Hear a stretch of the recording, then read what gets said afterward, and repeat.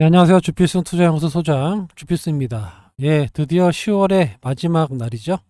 한참 이맘때면 이용의 10월의 마지막 밤이 나오는 잊혀진 계절이 많이 나오던 그런 시절이었는데 지금도 나오는지 모르겠어요. 지금은 뭐 할로윈이다 이러면서 젊은 친구들이 많이 놀러 다니는 그런 시절인데 아무튼 뭐 어려웠던 10월이 일단 지나갔습니다. 오늘 외국인들 매매 행태를 볼 수밖에 없는데 뭐 거래소의 매도는 뭐 늘 나오고 있는 거니까 코스닥에서 특이하게 1,500억 정도 순 매수를 보였습니다. 반면에 개인들은 매도하는 이런 모습을 보였는데 지금 기계적으로 매수했다가 매도했다 계속 하루하루가 다른 이런 모습을 보입니다. 코스닥의 분차트거든요.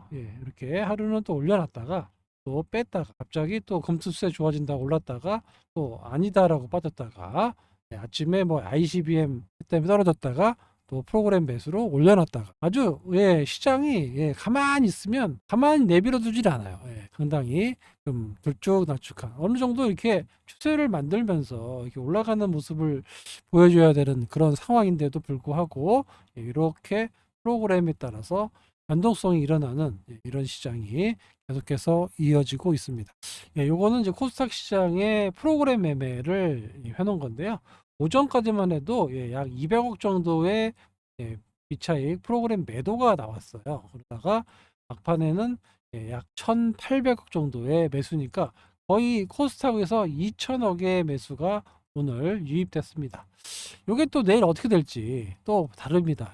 그래서 하루하루가 다른 외국인의 기계적인 프로그램 매매 동향에 따라서 우리나라 증시가 흔들리는 이런 모습을 보여주고 있어요.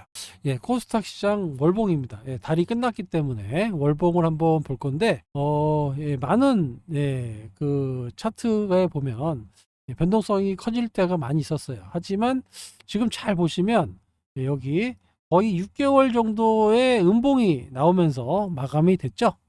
그리고 윗꼬리를 두 번이나 달고 반등을 시도하고 있었습니다. 이번 달에 반등이 좀 나왔어야 되는 이런 형국이었는데도 불구하고 이렇게 별다른 반등 없이 음봉으로 마감을 했어요. 그러니까 지수로 봤을 때 이게 추가적으로 하락하기보다는 또 다음 달에는 이런 식이라도 양봉으로 나올 확률이 높아진다라는 겁니다. 자, 11월은 누가 뭐래도 미국에 대선이 있죠. 대선이 있습니다. 11월 7일은 FOMC가 있어요. FOMC. 금리를 한 차례 더 인하할 거냐 이것도 좀 지켜봐야 되고 또 11월 또 7일 정도에 우리나라 MSCI 좀 편출입이 또 있습니다. 이거에 따라서 또 관련 종목들의 변동성이 나타날 수 있고 일단은 대선이 가장 핵심이죠.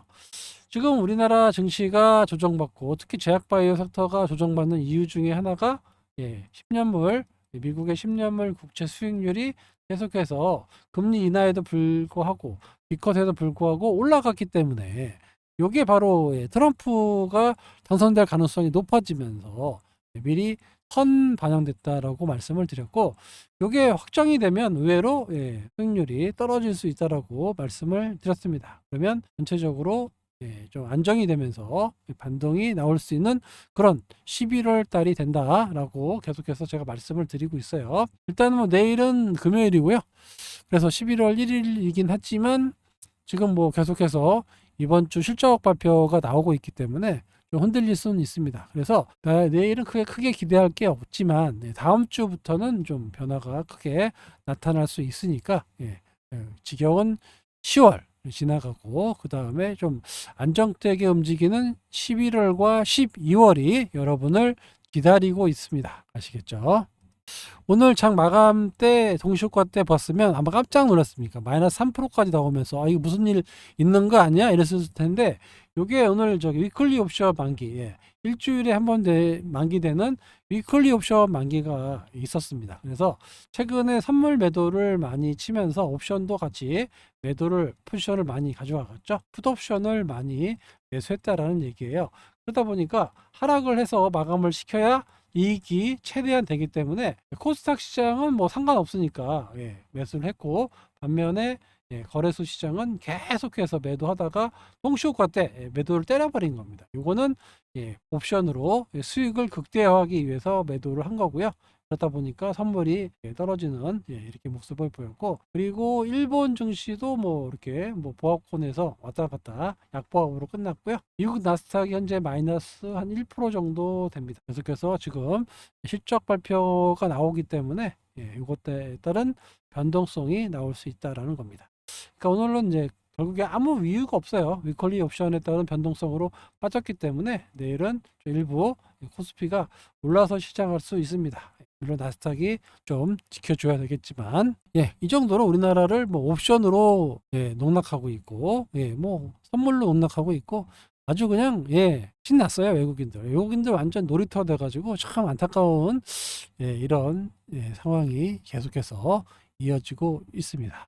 또 한 이틀 조금 사더니 계속해서 삼성전자를 매도하고 있는데, 오늘도 1100억, 어제 1800억, 이렇게 90억 뭐 조금씩 매수하는 척 하더니 또다시 매도에 나서고 있고요. 요거를 우리나라 기관이 다시 뭐 1200억 최근에 또 받아가고 있는데, 옛날에도 받다가 실패하면 또 매도하고, 받다가 또 실패하면 또 매도하고 계속 그래요. 왜냐하면 기관들의 실탄이 그렇게 많지가 않습니다. 그래서 외국인의 매도는 앞으로도 좀 더 지속될 수 있다 라고 말씀을 드렸어요. 삼성전자의 월봉입니다. 월봉. 약 20년, 거의 30년 동안 주가를 보면 계속해서 흔들릴 수는 있었지만, 만약에 30년을 삼성전자에 투자했다라고 하면 수익이 계속 났었을 겁니다. 이렇게 계속 올라가는 이런 그래프였다가 최근 들어서 뭔지는 모르겠지만 외국인의 계속된 매도에 지금 보기 힘든 현상이 일어난 거죠. 그때는 그 코로나 때 개인들이 딱 한 번 이겼다고 말씀드렸죠. 이때 개인들 동학개미들이 사가지고 올린 거예요. 올린 거를 외국인들은 계속해서 매도를 해서 결국에는 못 이기니까 급락이 나온 거고, 지금은 그냥 월 단위로 빠지는 거 보면 계속해서 매도하고 있습니다. 뭐 밑꼬리는 달긴 했지만 어떻게 끝날지는 잘 모르겠어요. 문제는 이거죠. 자, B2 개인들이 엄청나게 배팅을 하고 있어요. 이거 뭐 올라가겠지, 삼성전자 망하면 우리나라가 망하는데, 이러면서 계속 7만전자, 6만전자, 6만전자 깨졌네, 5만전자에 들어가야지, 계속 들어온단 말이에요. 그런데 신용융자 잔고가 벌써 1조 400억입니다. 거의 1조 원의 지금 융자가 삼성전자로 몰리고 있어요.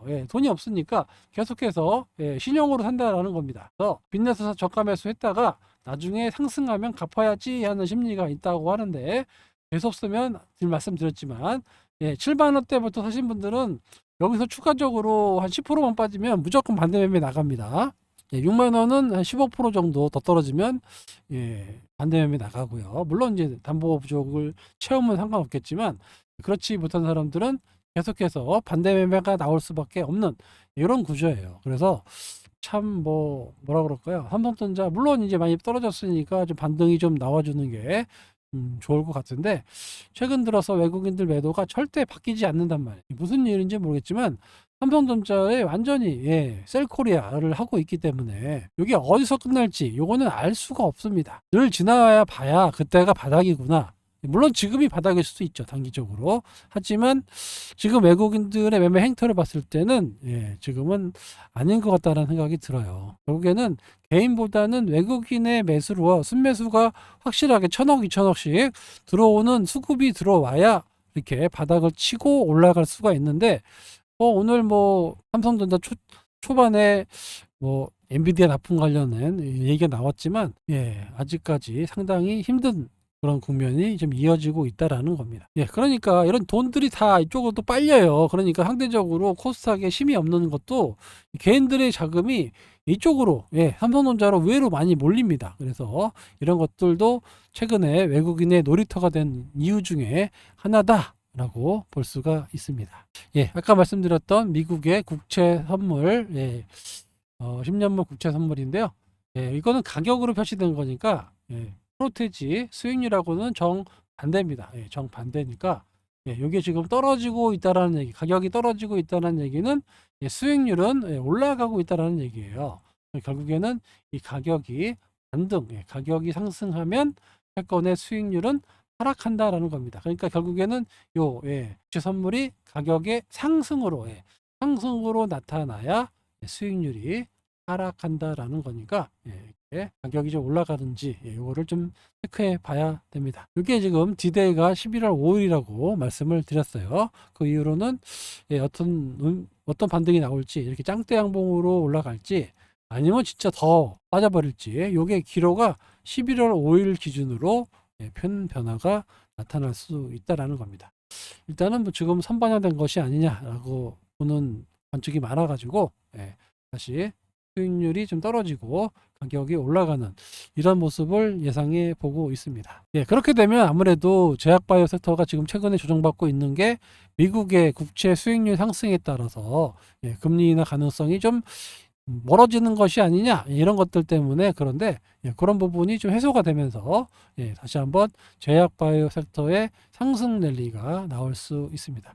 알테오젠인데요. 알테오젠의 머크사하고 대규모 계약을 했고 ADC, SC 제형 요게 이제 언급이 이번에 나올 거냐 임상은 끝냈는데 별다른 얘기가 없어요. 그래서 요게 만약에 나올 건지 오늘 머크가 실적 발표를 하면서 나올 수 있는지 요거를 또 한번 주목해 봐야 합니다. 그래서 어떤 내용이 나올지 요거를 좀 주목해 봐야 될 것 같고 이에 따른 또 주가 변동성이 나타날 수 있을 걸로 예상이 되고 있습니다. 이 밖에도 알테오젠에 관련된 소재는 아직도 많이 있어요. 추가적인 기술 수출도 있고 지속적인 상승세가 좀 이어지는 그런 모습이 나올 것 같습니다.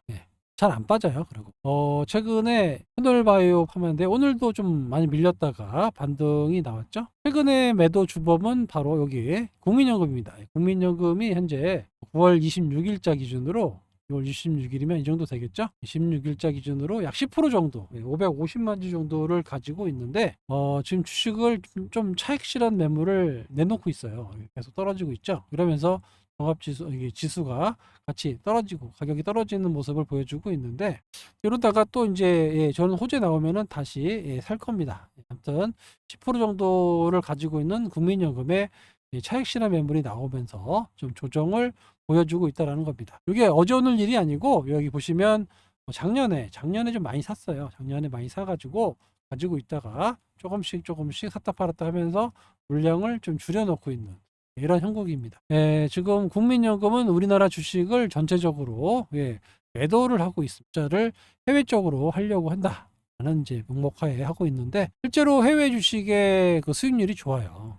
어쩔 수가 없습니다. 그래서 이런 부분이 뭐 이 종목만 아니라 전체적인 종목에서 계속 나타나고 있다라는 점 상당히 좀 어려운 수급이 이어지고 있을 때 국민연금이 좀 잡아줘야 되는데 참 안타까워요. 뭔가 좀 장기로 5년 10년씩 장기 투자를 해서 가져가야 되는 연금인데 대부분 다 위탁을 주기 때문에 성과 안 나면 또 잘라요. 그러니까 다 1년, 2년 이렇게 보고 매매할 수밖에 없는 게 또 실정입니다. 참 답답한 그런 형국이죠. 국민연금이라도 이렇게 5년, 10년씩 투자를 해서 좀 가져가는 그런 모습을 보여야 주가나 종합지수가 안정적으로 갈 건데 그러지를 못하고 있어요. 그래서 참 우리나라의 수급이 상당히 좀 어렵게 된 것 중에 하나도 국민연금에 있다라고 볼 수가 있습니다. 오늘 제가 여기 분기 실적 발표 아침에 말씀을 드렸는데 여기 에코프로 그룹주들이 있죠. 역시 예상대로 실적이 안 좋게 나왔어요. 에코프로 BM인데 영업 손실이 412억 정도 컨센서스를 상당히 하회하는 모습이 나왔습니다. 추정치는 약 19억 정도 그래도 영업이익은 플러스 되지 않겠느냐라고 했는데 뚜껑을 까봤더니 412억 정도 적자 났고 매출을 보면은 예상 매출이 7,400억 정도 나올 걸로 예상을 했는데 5,200억으로 추정치 대비 약 30% 정도 감소를 했고 작년 동기 대비는 70%가 감소했어요. 작년에는 1조 8천억의 매출이 나왔습니다. 영업이익도 450억, 영업이익률 2.5%. 참 이게 참 답답해요. 영업이익률이 2.5%밖에 안 나오는데 그 당시에 뭐 유튜버 뭐 작가가 영업이익률을 20%로 잡았어요. 10배 정도 이상 잡은 거죠.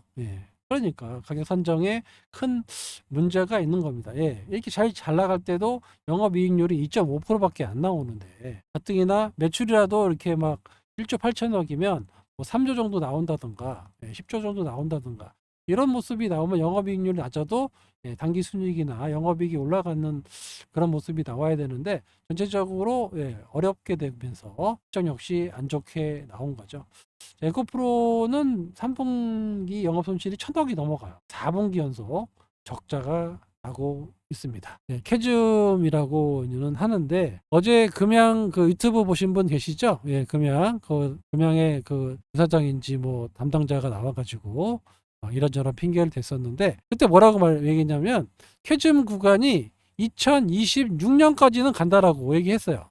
현업에 있는 사람이 얘기한 겁니다. 제 얘기가 아니라 2026년까지는 어렵다. 그래서 2027년부터 좋아질 거라고 예상을 한다라고 현업에 있는 금융 관계자가 얘기를 한 겁니다. 그런데 다른 사람들 말 들어보면 뭐 2025년, 26년에 빅뱅이 나온다. 이건 뭐 어떤 건지는 모르겠는데 그 현업에 있는 사람이 2026년까지 안 좋다고 얘기하는데 25년 내년부터 빅뱅이 오고 26년이면 뭐 3배 4배 갈 건데 뭔 걱정이냐 이렇게 얘기하잖아요. 정말 무책임한 말입니다. 정말 제 생각에는 정말 무책임한 말이에요. 일단은 시간 끌고 보자라고 볼 수밖에 없는 거죠. 제가 늘 말씀드렸잖아요. 이렇게 물줄기가 지금 역행을 하고 있는데 무조건 버텨라. 지금 이게 물줄기가 이렇게 흘러내리고 있는데 버티면 된다. 배로 거꾸로 올라가고 있잖아요. 그죠? 손실방 커진다라는 얘기예요. 저도 누구보다도 우리나라 2차 전지가 잘 되기를 기원하는 사람 중에 한 명입니다. 하지만 지금 현실은 그렇지 않아요. 중국은 항상 매출이 사상 최고치, 캐즘이라는 단어를 쓰지 않습니다. 중국은 역대급 매출을 내고 이번에 테슬라의 전기차 매출을 앞섰다라고 할 정도로 잘 되고 있어요. 인정해야 될 거 아닙니까? 그거는 중국 자동차 아무것도 아니다라고는 하지만 결국에는 중국이 장악하고 있다라는 거예요. 이 캐즘이라는 구간이 언제 끝날지는 아무도 모릅니다. 하지만 현업으로 계시는 분들의 얘기는 이게 단기간에 끝날 것 같지는 않다라고 얘기해요. 보니까 내년에 된다? 그건 어불성설이고 최소 26년, 27년 이때 정도는 돼야 뭔가 변화가 있지 않겠느냐 이렇게 전망을 많이 하고 있습니다. 참 안타깝죠. 물론 주식은 선반영 된다라고 하지만 너무 앞에 게를 선반영할 수는 없는 거니까 늘 말씀드렸지만 숫자가 나와야 됩니다. 지금은 과거에는 에코프로 BM이 기대감으로 올랐다고 하면 지금은 기대감 꺾였잖아요. 지금의 여기서 반등이 나오려면 이런 숫자가 플러스 점점 커지는 숫자가 나오지 않으면 올라가기가 어렵습니다. 요거는 여러분들이 알고 계셔야 돼요. 지난번 시간도 말씀드렸지만 2차 전지하고 저하고 아무런 연관이 없고 그렇기 때문에 객관적으로 말씀드릴 수 있습니다. 처음에는 기대감으로 올라가죠. 실적이 안 나오고 기대감으로 올라갈 수 있습니다.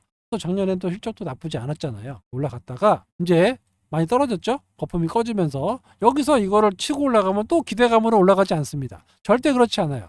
숫자로 보여줘야 됩니다. 숫자가 나오는 순간 이제 캐즘 끝났다. 올라간다. 라고 해야 많은 사람들이 매수세가 나타나면서 저절로 올라가는 이런 국면이 나타나는데 요 기간이 상당히 좀 많이 걸린다는 얘기예요. 요게 이제 뭐 몇 달 만에 끝나지가 않는다는 겁니다. 최소 2, 3년 있어야 된다라는 거니까 그만큼 캐즘 기간이 길어질 수밖에 없다라는 겁니다. 이게 참 안타깝죠. 에코프로 BM 시간의 거래를 보니까 약 한 2% 정도 마이너스 2, 3% 정도 마이너스가 나오고 있고요. 에코프로도 한 2% 정도 크게 뭐 동경화되지는 않고 있어요. 왜냐하면 워낙 많이 떨어져 있어가지고 동요되고 있지는 않은데 아직까지 이런 캐즘 구간이 벗어나지 못하고 있다라는 실망감 이런 것들은 어차피 주가에 반영이 되고 있다라는 겁니다. 그렇죠? 참 안타까워요. 많은 우리나라 주식 투자가들이 투자하시는 분들이 많이 물렸잖아요. 작년에. 또 재미 좀 봤다가 안 팔아가지고 물린 분도 계시고, 아니면 늦게 샀다가 조금 올랐다가 못 팔아가지고 지금까지 데미지가 커지고 계신 분도 계시고, 이거 말고 장비주 사가지고 뭐 진짜 말할 수 없는 하락이 나와 계신 분들도 있고 많아요. 사실 지금. 대형주 차라리 에코프로 BM이라 하나 쓰면 되는데 장비주 사신 분들은 답이 없어요. 거의 한 70% 80% 이상 빠져가지고 회복이 안 됩니다. 제발 현실에 좀 직시해서 매매하시면 좋겠다라고 말씀을 드리면서 일단 11월 달은 좀 지금보다는 좋아지는 장세가 나올 가능성이 높아 보인다고 말씀을 드리고 있고요. 어떻게든 계속해서 음봉에서 양봉으로 전환되는 모습이 나와서 우리도 여기 지금 벌써 이 정도 올라갔어야 되는 그런 자리인데도 불구하고 자꾸 북한 관련 얘기 이런 얘기가 나오면서 좀 떨어졌거든요. 여기까지 떨어지는 거는 조금 오바고 여기서부터는 점차 안정적인 상승 고점을 넘어가는 이런 모습이 11월, 12월 달에 나올 수가 있습니다. 아시겠죠? 그러니까 이때 좀 벌어야 돼요. 효통방도 좀 기다리고 있습니다. 여기서 어느 정도 올라오면은 좀 버릴 거 버리고 또 추가로 살 거 사고 아니면 또 유방 종목들로 이렇게 준비하려고 계획 중에 있어요. 그래서 기본적으로는 제약바이오를 가져가고 있고 거기에 덧붙여서 제가 봤을 때 조금 좋아지고 있는 종목들이 좀 몇 개 있어가지고 그거는 좀 올라간 다음에 말씀드릴게요. 11월 초에 만약에 반등이 나온다라고 하면 그때는 조금 교체 매매를 해서 그쪽에 좀 많이 실을 수 있는 종목이 하나 있거든요. 그쪽을 많이 좀 실어가지고 가져갈 생각입니다. 연말 연초까지 가져갈 거니까 이때 천천히 잘 따라와 주시기 바랍니다. 아시겠죠? 10월 한 달 정말 고생 많으셨고요. 저는 내일이지만 11월 달에 인사드리도록 하겠습니다. 지금까지 주필승이었습니다. 감사합니다.